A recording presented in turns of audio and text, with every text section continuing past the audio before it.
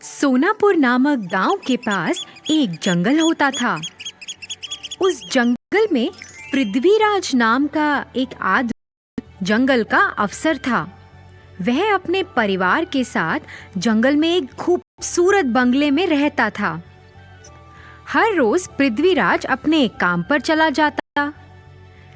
पृथ्वीराज की पत्नी पायल एक खेल क्षेत्र चलाती थी। वह उस खेल क्षेत्र में 3 घंटा काम करती थी। एक बेटा था अर्जुन। वह हर दिन स्कूल जाता था और फिर स्कूल के बाद घर वापस आकर वो भी बाकी बच्चों के साथ खेल क्षेत्र में खेलता था। खेल क्षेत्र के पीछे पृथ्वी और पायल ने एक छोटा सा खूबसूरत लकड़ी का घर पेड़ पर बनाया। वह उसे अर्जुन को उसके 9वें जन्मदिन पर उपहार के रूप में देना चाहते थे। उन्होंने उस घर में खूब सारे खिलौने रखे। फिर जैसे ही एक दिन अर्जुन अपने स्कूल से घर आया, उसके माता पिता ने उसकी आंखों पर पट्टी बांध दी और उसे उस पेड़ के पास ले गए।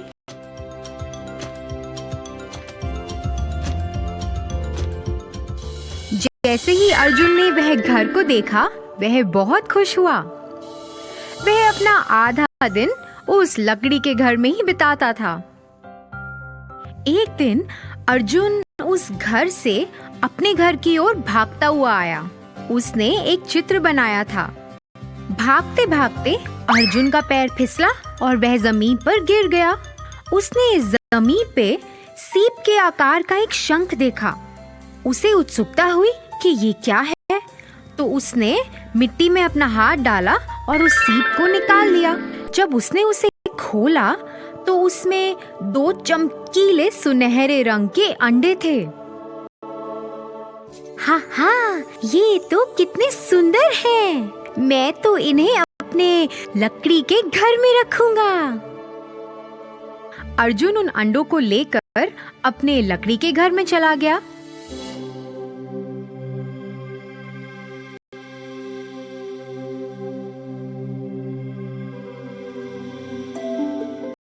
और उनके साथ खेलने लगा। जैसे ही वह खेल रहा था, अर्जुन की माँ ने उसे पुकारा। अर्जुन घबरा गया कि कहीं उसकी माँ को पता ना चल जाए और वो उसे डांटे ना। उसने फटाफट से उन अंडों को एक कपड़े के अंदर छुपा दिया और वहाँ से नीचे चला गया। फिर अगले दिन जब अर्जुन वापस उस लकड़ी के घर में आया, उसने उन अंडों को खोजना शुरू कर दिया। उसे ये देख के बहुत हैरानी हुई कि एक दिन में ही अंडे बड़े हो गए हैं। वह उन्हें आश्चर्य से देखता रहा कि कैसे एक दिन में अंडों का आकार बड़ा हो गया है। देखते ही देखते अंडे दिन ब दिन बड़े होते गए। अर्जुन अब 11 साल का हो गया था और अंडों का आकार तो बहुत ही बड़ा हो गया। अर्जुन को ऐसा लगा कि अब तो उस लकड़ी के घर में इन्हें छुपाना नामुमकिन है। तो उसने सोचा कि अब वह उन अंडों को कहीं और जाके छुपाएगा। दूसरा स्थान खोजने के लिए वह अपनी साइकिल पर घर के आसपास देखने लगा। उसने एक पुराना सा घर देखा। उसने सोचा कि यह अच्छी जगह है जहां वह अपने अंडों को छुपा सकता है। वह जल्दी अपने घर वापस आया, उन अंडों को लिया और जल्द ही उस पुराने बंगले की ओर चला गया। उसने उन अंडों को वहां छुपा दिया और उसके बाद वह वहां कभी नहीं गया। उसे तो उस घर से डर लगता था क्योंकि वह भयानक था। ऐसे ही कुछ साल बीतते गए। अर्जुन के 18वें जन्मदिन पर अर्जुन हिमेश को अपने साथ उस पुराने बंगले में चला गया। जैसे ही उन्होंने घर का दरवाजा खोला, दोनों आश्चर्यचकित रह गए। अंडे तो उनसे भी बड़े हो गए। ये क्या था? इतने बड़े कैसे हो गए अंडे? क्या ये सचमुच के सुनहरे अंडे थे? उनके दिमाग में ऐसे ख्याल आने लगे। दोनों ने तय किया कि वह अंडों का राज जानेंगे। इसीलिए वह पुस्तकालय में चले गए और कुछ किताबें पढ़ने लगे, जिससे उन्हें अंडों का ज्ञान हो। पढ़ते पढ़ते अर्जुन को कुछ प्राप्त हुआ। अर्जुन ने यह पढ़ के हिमेश को सुनाया कि ये सुनहरे अंडे तो बहुत खास हैं। ये शुरू में तो बहुत छोटे होते हैं और सीप के आकार के शंख के अंदर होते हैं, मगर जैसे ही इन्हें कोई छूता है और उस शंख से बाहर निकालता है, धीरे धीरे ये बहुत बड़े होने लगते हैं। जो भी इन अंडों को सबसे पहले छूता है वो इन अंडों का मालिक बन जाता है। ये जादुई अंडे हैं। इन अंडों में इतनी ताकत है कि ये किसी को भी दूसरी दुनिया में लेकर जा सकते हैं। ऐसा करने के लिए अंडों के मालिक को अपनी पहली उंगली अंडों पर रखनी है।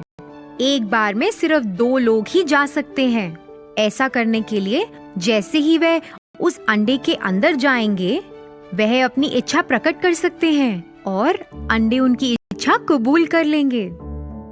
अरे वाह, ये तो कितनी अच्छी बात है। अर्जुन और हिमेश वापस उस पुराने घर में गए। अर्जुन ने अपनी पहली उंगली अंडे पर रखी। जैसे ही उसने ऐसा किया, अंडे खुल गए।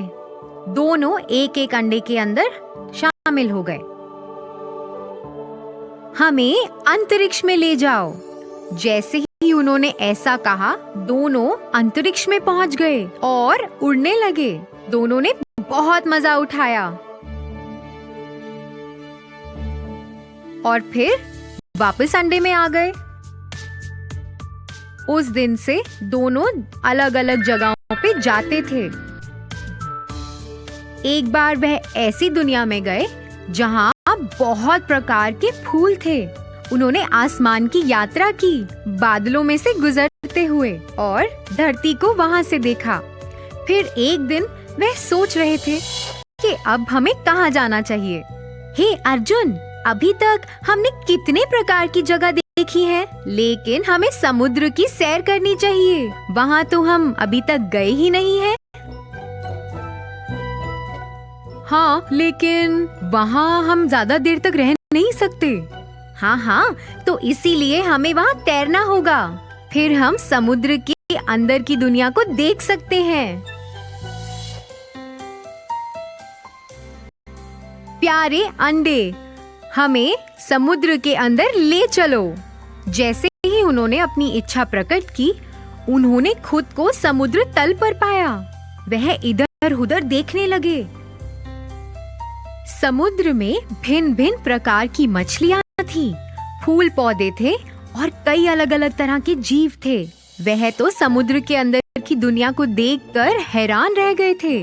बस वो तो उस जगह का लुत्फ उठा ही रहे थे कि अचानक उन्होंने अपनी ओर आते हुए एक बड़ी मछली को देखा। हे अर्जुन, देखो वो कितनी बड़ी मछली है। हे भगवान, ये तो बहुत भयानक लग रही है। अरे ये कुछ नहीं खाएगी, ये तो सब जादू है। अरे नहीं बाबा, देखो वो हमारी ओर आ रही है। अरे हमें यहाँ से भागना चाहिए। दोनों आखिरकार चिल्लाए।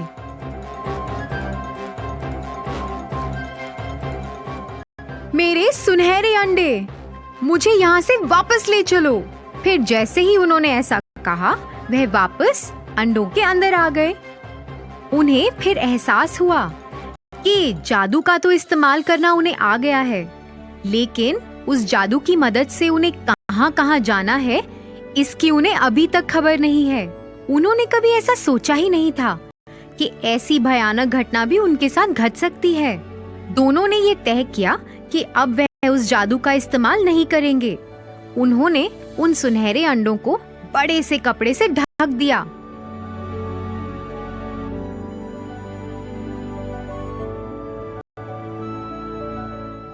उन्होंने दरवाजे को भी अच्छे से बंद कर दिया ताकि कोई और भी उस घर में ना जा सके। इसके बाद वह दोनों उस घर में मुड़कर कभी वापस नहीं लौटे।